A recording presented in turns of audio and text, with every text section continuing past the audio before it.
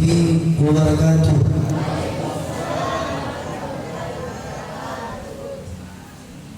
Hamdan li Rabbin khassana bi Muhammadin wa anqasna min salmatil jahli wal tayajir.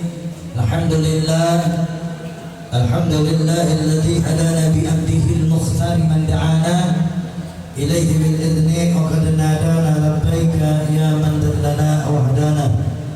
Allahumma salli wa sallim ala sayyidina Muhammad wa ala ali sayyidina Muhammad al-ba'd. Ayyuhal hadirun, jamaah yang dimuliakan oleh Allah Subhanahu wa taala, di hari ini kita mengangkat satu tema tentang tuntunan ibadat kurban bagi orang yang mampu. Jadi tuntunan ibadat kurban bagi orang yang mampu. Nah, mampu di sini juga kita akan bahas. Nanti banyak orang mampu tapi pura-pura tidak mampu. Nah, daripada Abu Hurairah radhiyallahu anhu telah bersabda Rasulullah sallallahu alaihi wasallam, di mana sabda beliau, siapa yang ada ke lapangan ya belanja tetapi tidak melakukan kurban, dia dikasih ke lapangan belanja di sana belanja di sini tapi dia tidak berkurban. Belanja artinya poya-poya ya, dia tidak berkurban, maka janganlah dia menghampiri masjid kami, kata Nabi. Yang kau masuk di masjidku, katanya Nabi, kau bisa belanja ini, belanja itu, belanja ini, belanja itu. Giliran masuk Idul Kurban, kata Nabi, kau tidak bisa berkurban. Lah, kata Nabi, yang kau masuk, dilarang kau masuk di masjid. Bagi orang yang seke, bagi orang yang gigili. Tahu nggak seke? Seke, gigili, apa lagi? Pelit, apa lagi? Kikir. Ya. Nah, ini hadis riwayat Musnad Ahmad, hadis riwayat Ahmad. Hukum hadis ini isnad hasan dalam halaman 7924. 7924 halaman hadisnya, di mana Nabi katakan, jangan sekali-kali engkau menyentuh masjid-masjidku, katanya. Artinya masjidku, masjidnya Nabi saya, kita dilarang masuk. Bagaimana dengan masjid-masjid kalian semua? Ini mampu menurut syariat di sini ialah mampu beli HP 5 juta harganya, mampu beli motor, mampu beli mobil, mampu beli tanah, mampu beli rumah, mampu beli emas, apa lagi? Tapi giliran masuk Idul Kurban tidak bisa. Ya kalau kita tidak bisa sapi, kambing sekarang itu hitungannya Ustaz Farhan bagaimana? Berapa per ekor sekarang? Kurang lebih 2 jutaan ya, kurang lebih. Kalau sapi itu kurang lebih 15 juta sapi. Kalau kambing itu 2 juta itu ya begitu dikelihatin itu tulang-tulangnya. Kambing besar sekarang kan gemuk-gemuk itu kan harganya itu ya 3 jutaan. Nah, kata Nabi, siapa yang mampu berpoya-poya, mampu belanja di sana, mampu belanja di sini, giliran masuk Idul Kurban yang hanya terjadi 1 kali 1 tahun, ya, terjadi hanya 1 kali 1 tahun. Giliran Idul Kurban tiba, dia pura-pura miskin, pura-pura tidak ada, pura-pura bilang saya lagi habis, saya lagi tidak ada, saya lagi begini, saya lagi begitu. Nah, kalau hukum Idul Kurban ini jangan main-main. Sama seperti hukum orang yang mengeluarkan zakat fitrah. Di dalam kitab ini terbagi dua pendapat. Pendapat yang pertama, hukum Idul Kurban itu sunnah muakkad, sunnah muakkad. Sini hadis riwayat Bukhari, di hadis yang lain sunnah itu bagi yang mampu. Jadi bagi yang mampu, seperti haji juga kan bagi yang mampu. Nah, sekarang ini musim haji. Siapa yang beridul kurban nanti akan dibahas di sini. Siapa yang idul kurban itu, maka ada tata cara yang perlu diperhatikan. Saya akan kaji hadis ini. Ibadah kurban sendiri sebagai tanda bersyukur kita kepada Allah. Ibadah kurban itu sendiri tanda bersyukurnya seorang hamba di atas segala nikmat yang Allah kasih sama kita selama 1 tahun. Ini tanda syukur kita. Artinya kalau kita menjadi karyawan, bagus kerjanya itu karyawan di depan bosnya, pasti ada hadiah yang akan diberikan. Ada sesuatu fee, nilai yang Allah berikan. Simpel aja. Apa itu idul kurban?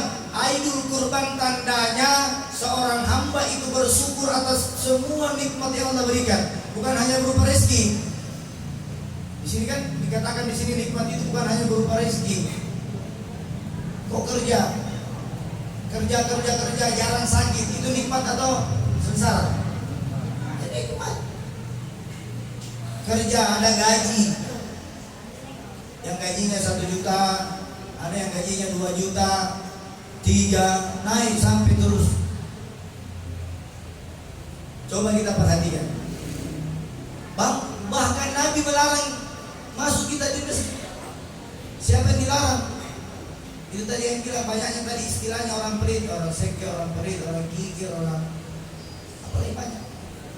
Ironisnya lagi, lebih bahayanya lagi, sudah datang idul kurban, dia mampu, lalu dia tidak berkurban, lalu dia yang dia beli bukan sapi dia beli, bukan kambing juga dia beli, ayam juga dia tidak beli, dia beli 4 tusuknya saja, nah tunggu pembagian. Lebih ironisnya lagi, tidak beli topi sapi, tidak beli mie kambing, tidak beli mie ayam. Ini orang mampu berkurban, yang dia beli apa? 4 tusuknya, nah tunggu pembagian datang, dibawakan. Mampu ini. Itu yang pertama. Terus yang kedua, orang yang berkemampuan tetapi tidak melaksanakan ibadah kurban, seolah-olah tidak layak mendatangi masjid untuk melaksanakan sholat 5 waktu. Tidak layak. Orang yang dikatakan kaya, orang yang dikatakan mampu, lalu dia tidak berkurban, maka dia tidak layak masuk di dalam masjid. Tidak layak. Mampu ini kaya. Orang kaya datang pakai mobil cila, turun, emasnya 10 kilo beratnya di tangan, 10 kilo di kiri. Dia mampu, dia mampu, ini kategori mampu. Terus riwayat yang lain dalam mazhab Imam Asy-Syafi'i, kelapangan belanja bermaksud di sini seorang yang mempunyai uang untuk membeli binatang kurban yang lebih daripada keperluannya, yang lebih. Misalnya ada 10 juta uangnya, dia sudah membeli keperluannya lebih, sudah ada keperluannya, sudah tertunaikan, ada sisanya untuk beli kambing, maka beli kambing karena waktu idul kurban sudah datang. Itu maksud. Artinya jangan ketika kita tidak ada uang tak 5 juta, kita pakai untuk anak tak habis 5 juta, maka tidak mampu berkurban. Tidak usah berkurban kata Nabi. Tapi kalau 5 juta, 10 juta tadi itu atau 5 juta itu ada sisanya, bisa jadi beli kambing. Itu kata Nabi. Terus dalam mazhab Imam Hambali, Imam Syafi'i tadi mengatakan, kalau kau mampu sudah mau belanja A, sudah mau belanja B, C, sisa uangmu ada, Imam Syafi'i mengatakan keluarkan sisa uangmu untuk beli idul kurban. Sekarang kan idul kurban dikasih mudah. Yang tidak bisa beli sapi kan bisa menjadi 7 golongan. 7 orang dibagi 7 orang. 1 orang sekian. Ya, bisa. Terus yang pendapat dari Imam Hambali, kelapangan belanja ialah mereka yang dapat membeli harga korban walaupun secara meminjam atau berhutang dan hutang itu mampu dijelaskan. Ya kan? Ini pendapat Imam Hambali. Misalnya dia tahu nanti ada uang yang mau datang, yang tertunda uangnya misalnya 2 bulan, nanti uangnya naik arisannya. Misalnya, tahu nih arisannya naik, tanggal sekian arisanku naik, ini kata Imam Hambali ya. Saya menerjemahkan sesuai dengan ini. Ada arisannya, tapi masuk Idul Kurban, tidak ada uang nak pegang. Ada arisannya, dia niat mau berkurban, dia pinjam sama tetangganya, bila nanti pinanya hari satu baru ganti. Itu juga boleh kata Imam Hambali. Itu juga boleh kata Imam Hambali. Nah, terus kata Imam Malik. Imam Malik berkata, saya tidak suka terhadap seseorang yang mampu untuk menyembelih binatang kurban lalu dia tidak meninggalkannya. Kata Imam Malik ini, saya tidak suka. Artinya dia sudah beli di kambing. Maksudnya Imam Malik ini, kau sudah beli di kambing. Setelah kambing itu dipotong, kau tunjuk yang mana yang kau pilih. Saya dadanya, saya hatinya, saya ke apa namanya itu, pahanya, saya ininya. Nah, biar tukang potong ambil semua. Kenapa tidak potong di rumahmu saja?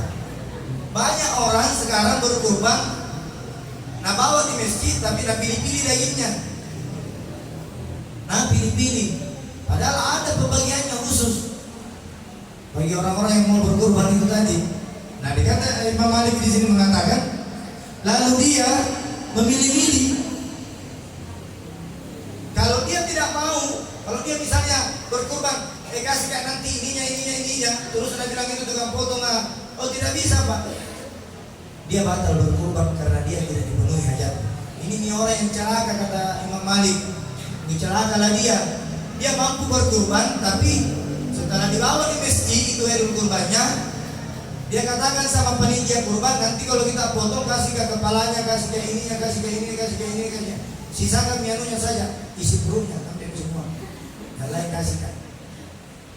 Ya ini kata Imam Malik, seperti itu sungguh celakalah dia. Terus yang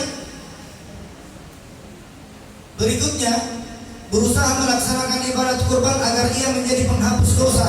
Sebab kurban itu salah satu penghapus dosa. Dosa-dosa kita yang memberi kelegaan khususnya kepada fakir miskin dan kegembiraan jiran para tetangga. Jadi orang berkurban itu membagi-bagi daging kurban itu kepada orang-orang yang tidak mampu, kepada orang-orang yang miskin, kepada orang-orang yang perantau, kepada tetangga-tetangga kita. Kalau berkurban kita kasih tetangga kita, kepada yang tidak mampu maksudnya. Nah sekarang banyak orang tiba-tiba berbisnis daging ketika Idul Kurban. Banyak bisnis daging. Dia pegang kupon, dia pergi cari kupon sana, kupon sini, pergi cari kupon, dia kumpulkan kupon. Bisnis daging namanya. Nanti nak jual. Tidak berkurban Tommy, ambil Tommy lagi kesempatan dalam kesempitan menjual daging kurban. Ini bisnis namanya. Bisnis pengusaha daging yang terjadi hanya satu kali setahun. 7. Bagi mereka yang berkemampuan dan ada kelebihan uangnya, afdal melaksanakan ibadat kurban, di mana ketika dia tinggalkan namun mampu, maka berpeluang akan melaksanakannya. Maka inilah orang yang akan diberikan kerugian dunia hingga di akhir. Dia akan dikasihkan kerugian, rugi. Jadi mampu beli. Alhamdulillah Idul Kurban tahun ini begitu ramai. Orang pergi haji berbondong-bondong, sudah tidak ada lagi yang namanya pakai masker di sana. Tidak ada lagi VCF, sudah bebas semua. perjalanan di sini, perjalanan sana. 2 tahun lamanya, kurang lebih 2 tahun lamanya kita dibatasi dalam hal-hal ibadah, baik dibatasi untuk tawaf, baik dibatasi untuk Safa dan Marwah. Itu Safa dan Marwah kalau kita waktu musim corona tidak lebih dari 100 yang tidak bisa melebihi dari 100 di Safa, 100 di Marwah. Jadi kalau Safa orangnya 100 dia putar, Marwah lagi putar 100 jadi 200. 100 di sebelah 100 itu aturan yang kemarin. Sekarang sudah tidak ada. 1000 di sini, 1000 di sini bisa dapat. 2000 di sana, 2000 di sini bisa dapat. Ini enak kan ibadah. Jadi ingat Idul Kurban bagi yang mampu. Siapa yang mampu? Mampu tadi itu saya bilang. Mampu beli HP harga berapa? HP paling murah sekarang Android berapa? 2 juta. Hah? Ada Tommy Androidnya. Beli Tommy lagi motor, beli mini. Masih ada sisa uang tak? Masih ada sisa uang. Maka sisa uang itu sedekahkan untuk melaksanakan Idul Kurban. Kita tahu tidak ancamannya Nabi tadi? Dilarang masuk masjid. Iya. Ini yang terakhir, Nabi sudah larang masuk masjid. Pergi lagi antri di masjid. Tidak kurban Tommy. Antri itu siapa? Jadi jangan pilih-pilih ya. Idul Kurban itu bisa ibu. Misalnya saya potong tag, dipotong. Berapakah bagian bagi pemotong? Ada yang tahu? Bagiannya. Apakah dia bisa memilih daging yang dikurbankan? Tadi Imam Malik katakan dalam kitab. Ada 4 pendapat tadi. Kita ambil yang paling dekat. Imam Syafi'i mengatakan Idul Kurban itu adalah salah satu bentuk rasa syukur kita yang diberikan rezeki oleh Allah. Bentuk syukur dari yang bekerja, yang tidak bekerja, yang tidak ada gajinya bisa antri di masjid. Bisa, tidak kerja, tidak mampu, bisa antri, minta kupon. Banyak akal-akalan orang sekarang yang berkorban. Tidak tukang fotonya caranya menguliti itu juga macam-macam. Ada yang 1 kilo berat dikulit, ada 2 kilo dikulit, ada 3 kilo dikulit. Ya, ini banyak macam-macam ini. Teknik tukang foto juga. Nah, kalau Gunawan kalau suruh potong kepala, belum dibayar tukang fotonya, belum ambil kepalanya juga. Biasa tukang foto sampai ke kulitnya. Ada isinya apa namanya lagi. Tapi alhamdulillah pintar-pintar sekarang orang yang berkurban ambil semua. Tai namanya tidak ambil. Khususnya lagi di contoh apa? Khusus handuk apa itu handuk? Itu handuk itu proses pembersihannya luar biasa. Nah, intinya apa? Ayo kita semua sama-sama yang diberikan rezeki yang berlimpah oleh Allah, yang punya kekayaan, ayo keluarkan kekayaan tak untuk berkurban. Kurban itu nanti dibagikan kepada orang yang tidak mampu, yang mempunyai rezeki di tahun kemarin dia tidak berkurban, di tahun kemarinnya lagi tidak berkurban. Insya Allah kita mari sama-sama menyisipkan uang kita untuk berbagi kepada saudara-saudara kita yang tidak mampu. Mungkin di sana saudara kita ada yang tidak pernah makan daging, maka 1 tahun kita masih makan daging. Banyak orang, bahkan ada orang muntah-muntah gara-gara daging kalau itu. Banyak orang masuk di rumah sakit ini nanti makan daging naik kolesterol,